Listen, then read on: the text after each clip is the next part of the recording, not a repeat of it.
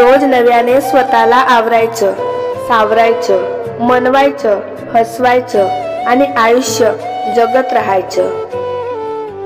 कुणालाही न दुखवता जगणे याच्या इतके सुंदर कर्म जगात दुसरे कोणतेच नाही आणि ज्याला हे कळले त्याला वेगळे पुण्य कमावण्याची गरजही नाही। ज्यांना आपली काळजी असते ती माणसं आपल्याशी कितीही भांडण झालं तरी आपल्याशी बोलण्याची कारण शोधतात, कारण त्यांना मनापेक्षा नात्यांची किंमत जास्त असते। आपली माणसे सोबत असली की प्रत्येक क्षण आनंदात जातो आणि माझा प्रत्येक क्षण आनंदात जातो, कारण तुम्ही माझ्या सोबत आहात आणि कायम असेच माझ्या सोबत राहा। जीवनाच्या महासागरात अफाट शक्यता दडलेल्या आहेत। आपण ठरवायचं बादली भरायची की चमचा। स्वभाव म्हणजे रंगाची पेटी, कधी कुठला रंग सांडेल कधी कुठला रंग मिसळेल याचा अंदाजा बांधता येत नाही। फक्त स्वतःचे रंग रंगवताना इतरांची चित्र बिघडणार नाहीत याची जमेल तितकी काळजी घेतली की आपले रंग देखील छान खुलतात। चिमटीत पकडलेले फुलपाखरू अस्तित्वासाठी झगडत असताना देखील पकडणाऱ्याच्या बोटावर आपल्या पंखांचे रंग देते। काही माणसेही अशीच भली असतात, कोणीही त्यांचं कितीही वाईट करायला बघितले तरी ती माणसं समोरच्या व्यक्तीचे चांगलेच व्हावे या भावनांनी जगतात। आयुष्याच्या पटावरला यशस्वी राजा व्हायचं असेल तर आत्मविश्वास नावाचा वजीर कायम सोबत ठेवावा लागेल। सुख हे क्षणिक असतं, ते दवबिंदू सारखं घडीभर चमकलं आणि हाती येण्याआधी उडून जातं। म्हणून माणसाने केव्हाही समाधान शोधावे जे छोट्या छोट्या गोष्टीतही आयुष्यभर चेहऱ्यावर आनंद कायम ठेवते। आयुष्याकडे इतक्या सुंदरतेने बघितलं की आयुष्यही इतकंच मनमोहक दिसायला लागतं। जगण्याची धून सापडली की आयुष्याची रंगत वाढते।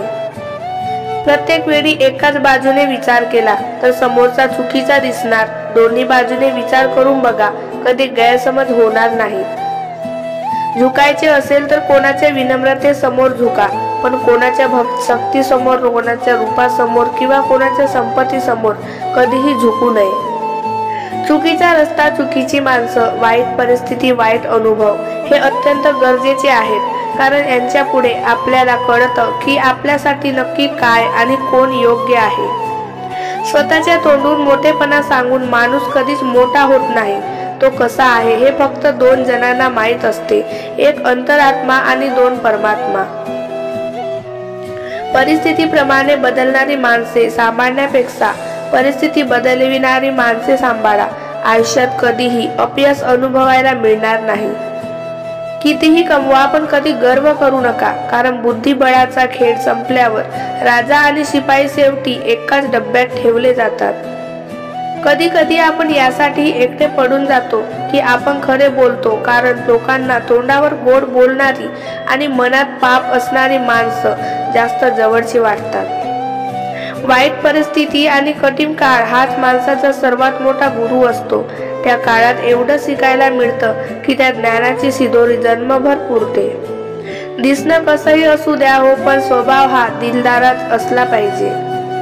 पावसाला माहीत सुद्धा नसतं मातीतून काय उगवणार, तो फक्त मनसोक्त कोसळून जातो। आयुष्य असंच जगावं, काय होणार, कसं होणार, कधी होणार हे न पाहताच मनसोक्त जगावं। एखाद्याला त्रास देऊन तुम्ही किती दिवस खुश राहणार? एक दिवस तोच त्रास तुम्हालाही होईल, जो त्रास तुम्ही त्याची चूक नसताना त्याला दिला असाल। जेव्हा लोकांना तुमच्या मधल्या चांगल्या गोष्टी सहन होत नाहीत तेव्हा ते तुमच्या वाईट गोष्टी जगाला सांगत फिरतात। लोकांचे कान भरून किंवा काड्या करून अस्तित्व क्षणभर असतं। आयुष्यभर राज्य करण्यासाठी मनाचा मोठेपणा आणि नीतिसाप लागते। प्रत्येकाला वाटतं की समोरचा माणूस सुखी आहे, पण तो हे विसरतो की त्यासाठी आपण पण समोरचाच आहोत। जोडीदार छोटा असो वा मोठा, वेळ आल्यावर साथ देणारा पाहिजे, म्हणजे आयुष्याचा खेळ जिंकता येतो। अभिमान तेव्हा येत असतो जेव्हा आपल्याला वाटते आपण काही केलं आहे। सन्मान तेव्हाच मिळतो जेव्हा जगाला वाटतं तुम्ही काही केलं आहे। श्रीमंती ही वाऱ्यावर उडून जाते, कायम टिकणारी गोष्ट एकच, ती म्हणजे व्यक्तिमत्व। असं कोणतं सुख नाही जे आयुष्यभरासाठी समाधान देईल, पण समाधानातच इतकं सुख आहे जे आयुष्यभर पुरून जाईल.